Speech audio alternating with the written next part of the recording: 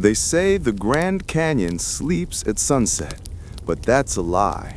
Because when the sun slips behind the red stone cliffs and the sky turns the color of burning amber, the canyon doesn't fall silent, it wakes. It wakes with memories, with 2 million years of wind-carved secrets, with stories buried so deep in the earth that only those who dare to sit quietly can hear the echo of time breathing. And that evening, one weary traveler sat alone on the canyon's edge, listening. He didn't know why he had come. He only knew that something ancient, something older than history itself, had whispered to him across distance and years. Come. And tonight, the canyon was finally ready to speak. Twilight spread across the Grand Canyon like a slow, gentle tide.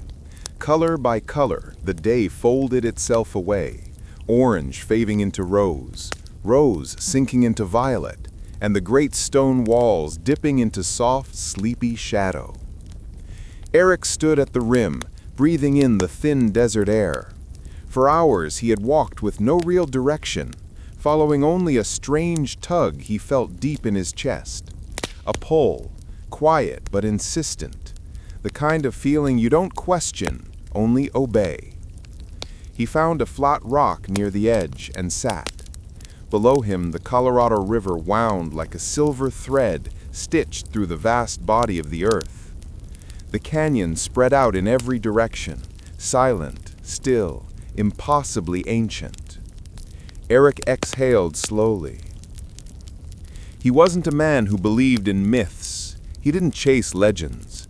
But ever since he found that note, the yellowed scrap tucked inside his grandfather's old journal, he'd felt something calling him. A single line, written in trembling ink. Find where the world remembers me. Eric had spent years pretending the sentence meant nothing, but it lingered. It followed him like a shadow. And when his life finally became too loud, too crowded, too rushed, too painfully disconnected, he packed a small bag, left without a plan, and drove west, toward the canyon, toward silence, toward answers. Now, sitting at the rim in the fading light, Eric felt something stir in the depths. The wind brushed past his ear, slow, deliberate, almost like a whisper warming itself up. He closed his eyes. For a moment there was nothing but the soft hiss of shifting air. Then the canyon breathed. Not loud, but unmistakable. Eric's eyes snapped open. The night was deepening, but the stone layers across the canyon wall glowed faintly, as if lit from within by memories. He leaned forward, heart thudding. And then the first vision washed over him. Not a hallucination, not a dream, but something in between, like a memory belonging to the canyon itself. He saw ancient waters rushing wildly through stone. He felt heat, then ice, then time grinding slowly, polishing rock into towering walls. He saw the world as it was millions of years before human footsteps touched it. Eric gasped. His hand dug into the cool dust beside him. The vision shifted.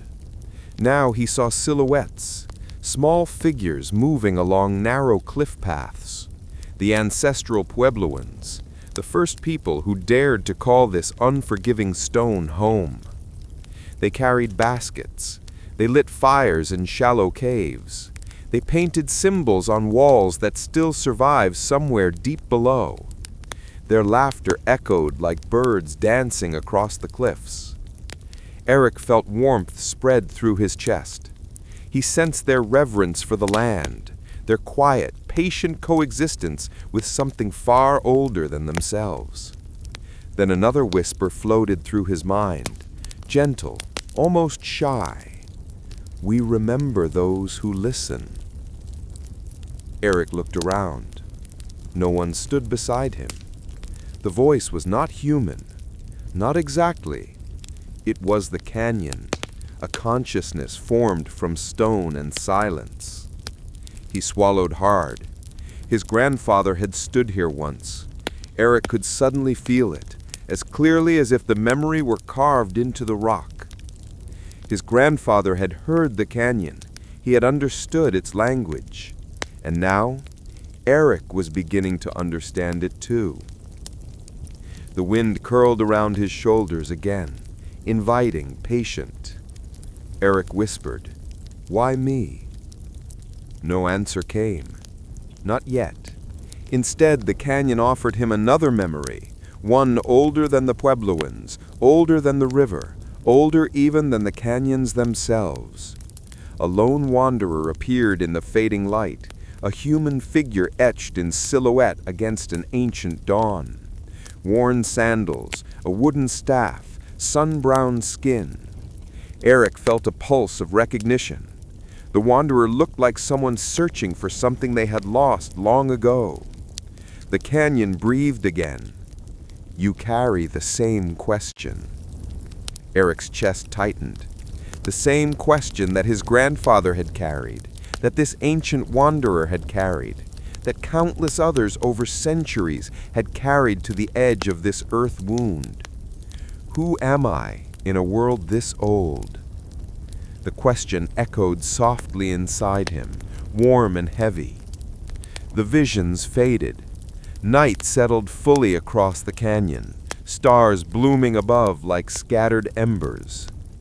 Eric exhaled.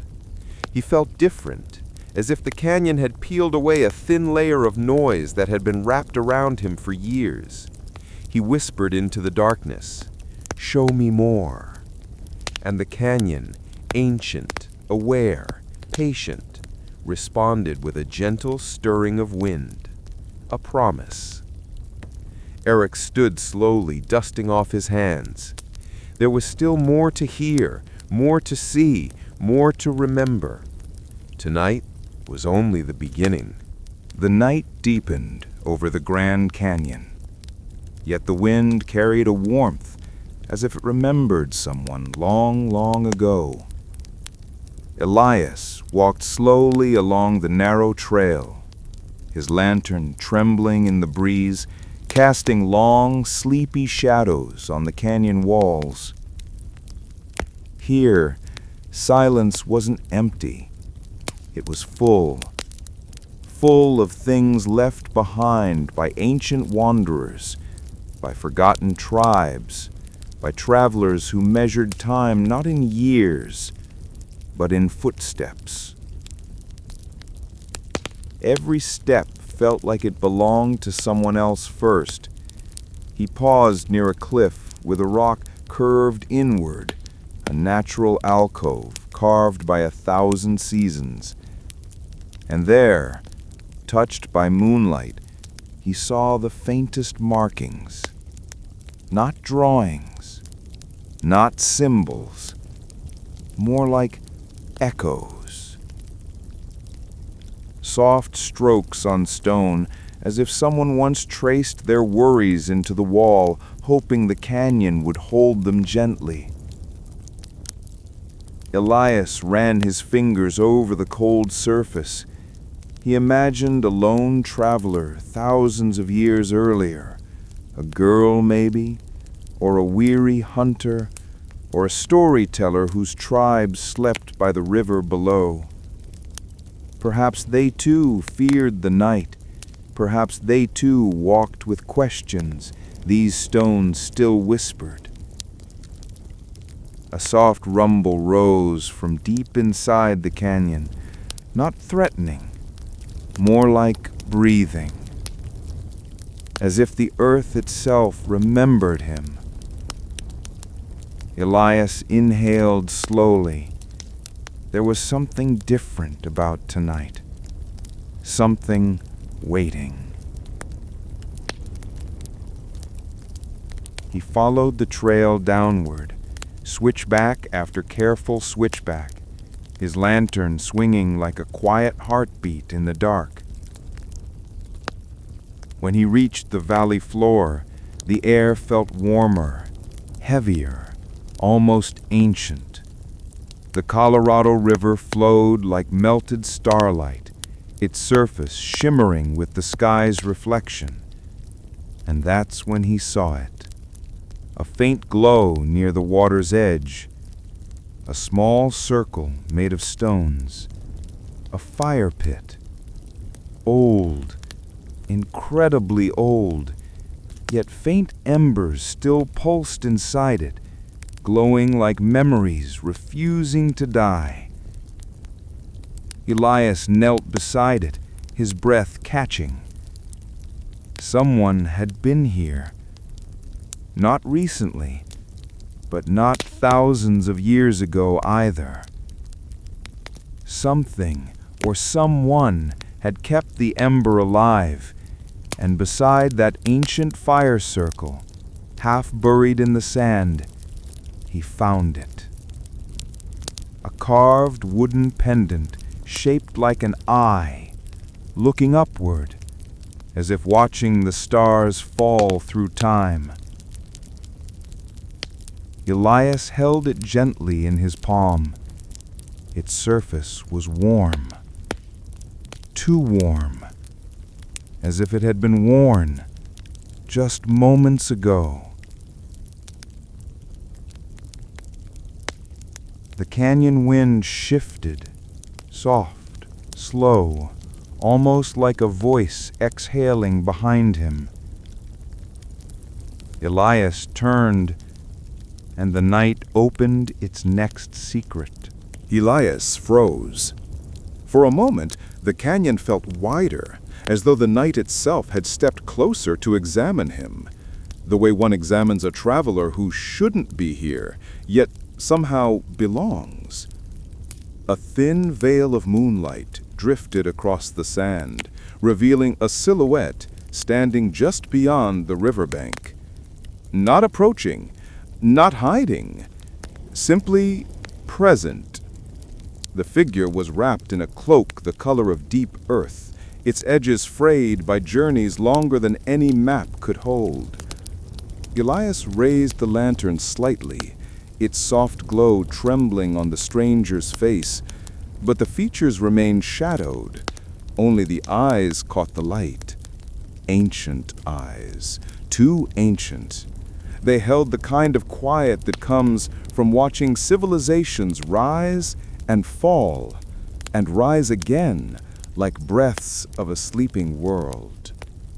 The stranger spoke first, a voice like wind brushing over hollow stone, gentle, worn, patient. "You heard it," the figure said, "didn't you?"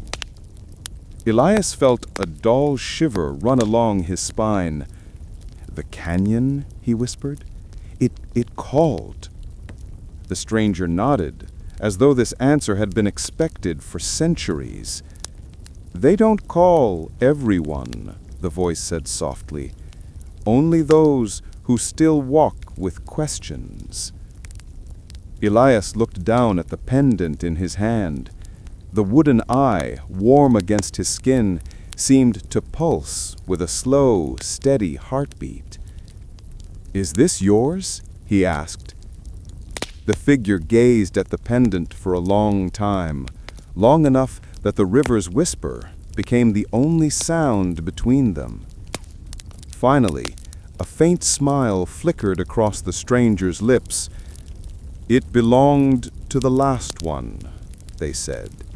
"The one who listened before you."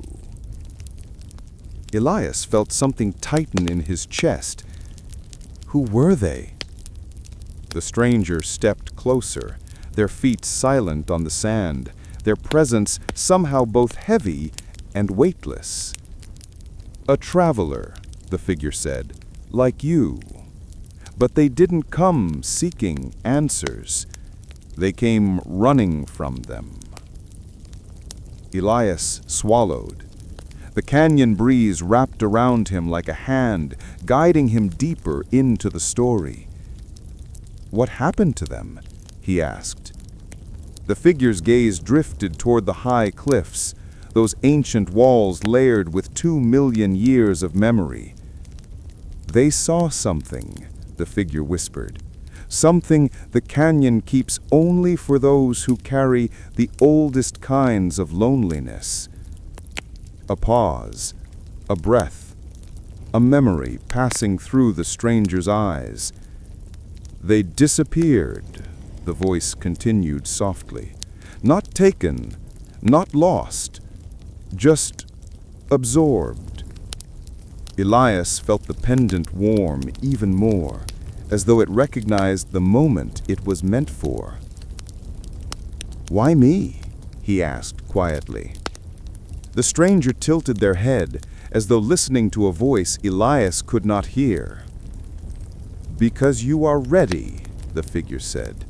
"Ready to see what 2 million years look like when they finally open their eyes." The night thickened, the canyon walls humming like slumbering giants. The stranger extended a hand toward Elias. "Come," they said. "The next part of the story doesn't wait." And as Elias took that hand, the ground beneath them began to glow. Soft, golden, waking light, rising from ancient cracks in the earth like dawn remembering itself. The canyon wasn't just calling anymore. It was waking. The ground glowed beneath Elias's feet. Not bright, not blinding, but like a memory rising through stone after sleeping far too long. The stranger's hand was steady, warm, as though they carried sunlight in their palm.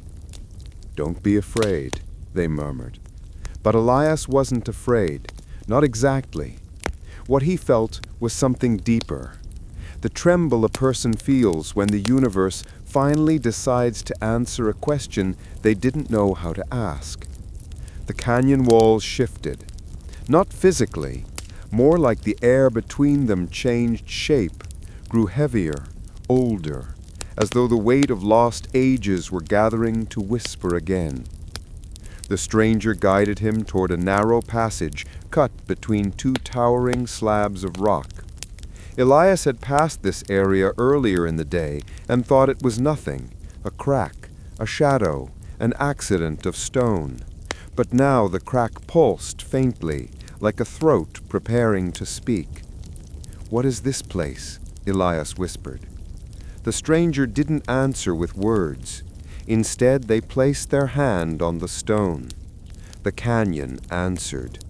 A deep echo rolled through the ground, soft but vast, like hearing thunder from a dream you cannot quite remember. The stone shifted aside, soundlessly, as though it had simply been waiting for the right touch. Inside, the passage descended into a chamber carved by no human hand. It smelled of earth, water, and something else. Time itself, maybe. Elias stepped inside. The chamber glowed with faint golden lines winding across the walls, interlacing like roots of an ancient tree. "These aren't carvings," Elias murmured. "They're alive." The stranger nodded. "This canyon has grown for millions of years. It remembers every river that shaped it, every creature that walked its shadow, every dawn that cracked open its silence. But memories fade unless someone listens." "And that's what the last traveler did?" Elias asked. "Yes," the stranger replied, "but they listened too deeply, deeper than they were ready for." Elias paused. "Will that happen to me?" A long silence answered him. Then the stranger turned, their ancient eyes softer now. "Depends on what you carry in your heart," they said quietly. Elias looked at the pendant again. It seemed warmer here, as though it recognized the walls, as though it had come home. "What is this place called?" Elias asked. The stranger smiled faintly. "Names are for those who forget. This place remembers." Elias moved closer to the glowing lines. The moment his fingertips brushed the wall, a hush swept through the chamber. A silence so absolute it felt like the whole canyon held its breath. Then the visions came. Not images, not voices, something deeper, something older. He felt rivers carving through newborn earth. He felt the first winds weave through stone. He felt the canyon forming, growing, cracking open its own bones to let time breathe through it. He felt ancient herds, storms that shaped continents, stars dying quietly over a world that had not yet learned to speak. The chamber pulsed with each memory, a heartbeat of the planet itself. Elias staggered back, breath trembling. It's too much." The stranger caught him. "It is everything," they whispered, "but not too much, not for someone chosen." Elias pressed a hand to his chest, feeling his pulse racing like a bird trapped under his ribs. Chosen for what? The stranger looked at him with a tenderness he did not expect. To carry one truth forward before the canyon sleeps again. "What truth?" Elias whispered. The walls dimmed, the air thickened, the chamber quieted, and then, from deep within the stone, a voice rose. Not human, not language, a feeling, a single echo of a truth older than every mountain, every empire, every footstep that ever crossed the land. All things endure when someone remembers. Elias felt tears gather at the corners of his eyes, not from sadness, from a sense of belonging he never knew he needed. The stranger stepped back. "You've heard the memory," they said softly. "Now you must hear the ending." Elias wiped his eyes. "I'm ready." The chamber began to tremble again, the walls swelling with light, the air vibrating with age-old breath. The canyon had one last story to tell. The chamber brightened, not with the harsh glare of daylight, but with a gentle glow of something remembering itself after a very long sleep. Elias stood still, heart pounding, as the walls pulsed in warm waves of gold like breath filling ancient lungs. The stranger stepped aside. "This last part," they said quietly, "the canyon speaks only to the one who listens." Elias nodded. He didn't feel fear anymore, only a deep, trembling calm, the kind a person feels when they finally stand exactly where they were meant to be. The light gathered toward the center of the chamber, coalescing into a swirl of dust and glow, a spiral, like the shape of a river seen from the sky, or the curl of time folding inward to reveal its heart. Elias stepped closer. The pendant around his neck warmed until it was almost hot, not burning, but awakening. Then a whisper rose from the light, not in words, not in sound, more like the memory of a voice carried on the oldest wind in the world. Elias felt it directly in his chest. 2,000,000 years, and still you listen. His breath caught. The whisper unfolded further, gentle as falling ash. Everything the canyon has lost, every echo time buried, you heard them. The spiral brightened. Now you must carry the last traveler's path to its end. Elias felt his knees weaken. The last traveler, the one who had disappeared, the one whose pendant he now wore. "Why me?" Elias whispered. The words came out cracked, barely more than breath. The whisper answered, "Because you came not to conquer the silence, but to understand it." The canyon's memories swirled around him again. Floods, winds, ancient footsteps, shadows of creatures long vanished, stars changing their positions across forgotten skies. He saw the last traveler, a silhouette, bent in wonder, touching the same glowing walls. They had not been taken. They had become part of the memory. Not lost, not dead, remembered. The whisper deepened, more tender now, like a parent speaking to a child returning home after a long journey. The canyon keeps those who listen with love, but you still have miles to walk under living skies. The light softened slowly, gently, like a candle deciding it has done enough. Elias stood shaking, emotion crowding his chest until it was difficult to breathe. When the chamber finally fell quiet, he turned toward the stranger. Their expression was warm, proud even. "You heard the ending?" they said. Elias nodded, wiping the tear he hadn't realized had fallen. "What happens now?" he asked. The stranger touched his shoulder lightly. "Now," they said, "you return to the world and teach it how to listen again." The chamber wall shimmered once more, a farewell, a blessing.